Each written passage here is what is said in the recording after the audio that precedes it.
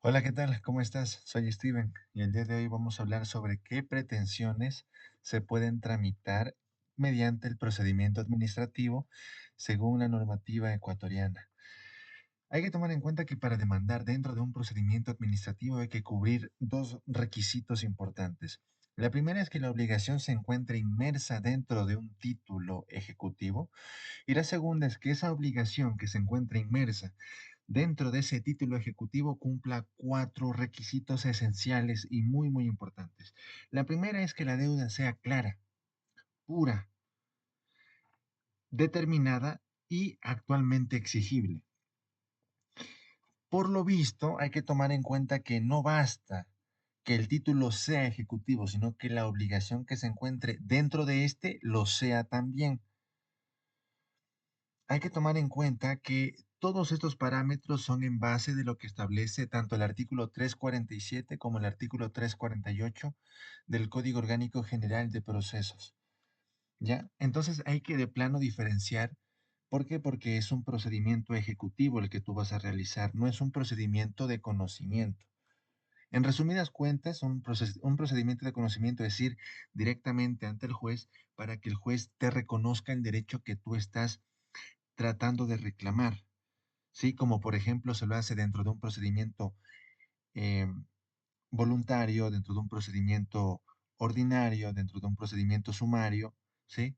En cambio, a diferencia de esto, pues el procedimiento ejecutivo ya tiene la presunción de, obviamente, pues la cuestión jurídica ya está resuelta. Tú tienes el derecho. Lo único que tienes que hacer es encaminar a la ejecución de esa obligación.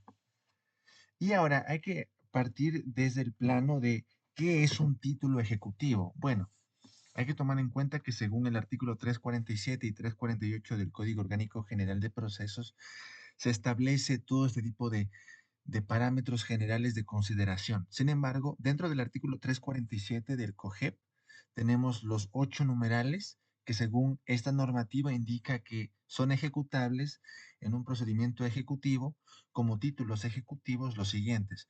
Por ejemplo, la declaración de parte debidamente juramentada ante un juzgador competente. Ese es el primer título ejecutivo que reconoce el COGEP. El segundo es la copia o la compulsa auténtica de la escritura pública. La tercera son documentos públicos debidamente reconocidos ante notario o ante o mediante una decisión judicial o con la firma electrónica verificada ante autoridad judicial. La cuarta son las letras de cambio, los pagarés a la orden, ambos físicos, desmaterializados y electrónicos, los testamentos, las transacciones extrajudiciales y, ¿por qué no?, los contratos de mutuo, en el cual pues se toma en cuenta la aceptación de la voluntad de estos dos, ya sea por medios físicos u electrónicos, de conformidad con la normativa especial. Y finaliza ese numeral, ese artículo, con una frase chiquita que dice mucho, que es, y las demás a los que las otras leyes otorguen el carácter de títulos ejecutivos. Hay que tomar en cuenta que el artículo 347 del Código Orgánico General de Procesos señala 8 títulos, más la posibilidad de determinar lo que, pues, la misma ley les dé el carácter de títulos ejecutivos. Y pues también podemos incorporar dentro de esta lista al al cheque no pagado por falta o insuficiencia de fondos y protestado dentro del plazo de presentación. Constituye título ejecutivo también. Igualmente constituye título ejecutivo el comprobante al que se refiere el inciso tercero, que es más que nada, pues, que en caso de pago parcial de este cheque, el girado puede exigir que se mencione dicho pago en el cheque y que se le confiera el recibido de la parte recibida y estará obligado por su parte a otorgar al portador o tenedor un comprobante en el que consten todas las demás especificaciones del cheque y el saldo no pagado. Este comprobante surte o tiene los mismos efectos que el cheque protestado en cuanto al saldo no cubierto. También es una salvedad que hay que agregar. También, por ejemplo, hay que agregar lo que establece el artículo 13 de la Ley de la Propiedad Horizontal, que la liquidación por expensas necesarias, pues una vez emitida por el administrador o el presidente del condominio, una vez aprobada en Asamblea General de Copropietarios, tendrá el carácter de título ejecutivo. Y para que las obligaciones sean exigibles en juicio ejecutivo deberán ser claras, puras, determinadas, líquidas y de plazo vencido. Hay que tomar en cuenta que dentro de esta normativa, pues se considerará que ha vencido el plazo cuando no se hubieran pagado dos o más expensas del condominio. Luego llegamos también inclusive a la normativa de la Cámara de Comercio, que pues manifiesta que podrán demandar en juicio ejecutivo el pago de las cuotas a que estuvieran obligados los afiliados. Al efecto acompañarán los títulos extendidos por la tesorería de la respectiva institución y una certificación otorgada por el respectivo secretario de dichas cuotas que no han sido canceladas. Esto en virtud del artículo 12 de la Ley de Cámara de Comercio.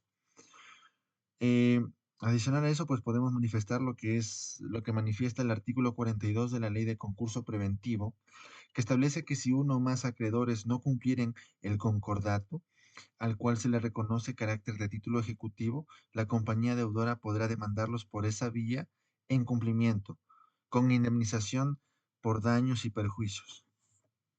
Adicional a esa lista, podemos agregar también la disposición general 11ª de la Ley de Mercado de Valores, que establece que los valores a que se refiere el artículo 2 de esta ley en particular tienen el carácter de títulos valor. En consecuencia, incorporan un derecho literal y autónomo que se ejercita por su portador legitimado según la ley, y estos constituyen títulos ejecutivos para los efectos previstos dentro del Código Orgánico General de Procesos. Y podemos también tomar en cuenta lo que dice el artículo 203 del Código de Comercio, que las facturas comerciales constituyen títulos negociables y ejecutivos cuando contengan una orden incondicional de pago cuya aceptación sea suscrita por el comprador o adquiriente de bienes, derechos o servicios o su delegado, con la declaración expresa de que los ha recibido a su entera satisfacción. Y con ello pues finalizamos en cuáles son los elementos que tipifican o dan el carácter de ejecutivos a ciertos documentos, a ciertos títulos. Y pues lo que caracterizan a los títulos ejecutivos es lo siguiente, que son solo 5 numerales. El primero es que la ley le otorga el carácter de ejecutivo a los títulos, ¿sí? Así como lo establece el artículo 347 y así como acabo de pues incorporar pues unos 4 o 5 títulos ejecutivos adicionales según la normativa ecuatoriana.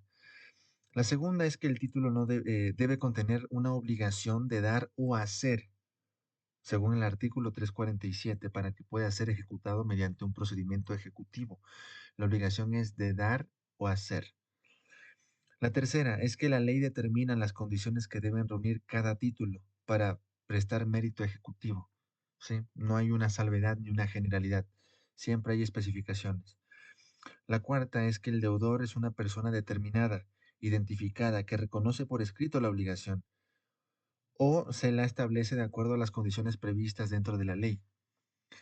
Y la quinta, pero no menos importante, es que para que proceda el procedimiento ejecutivo, la obligación que contiene el título debe ser pura, clara, determinada y actualmente exigible. Y cuando la obligación es de dar una suma de dinero, debe ser además liquidable mediante operación aritmética. Es lo único que debo hasta el momento pues mencionarte.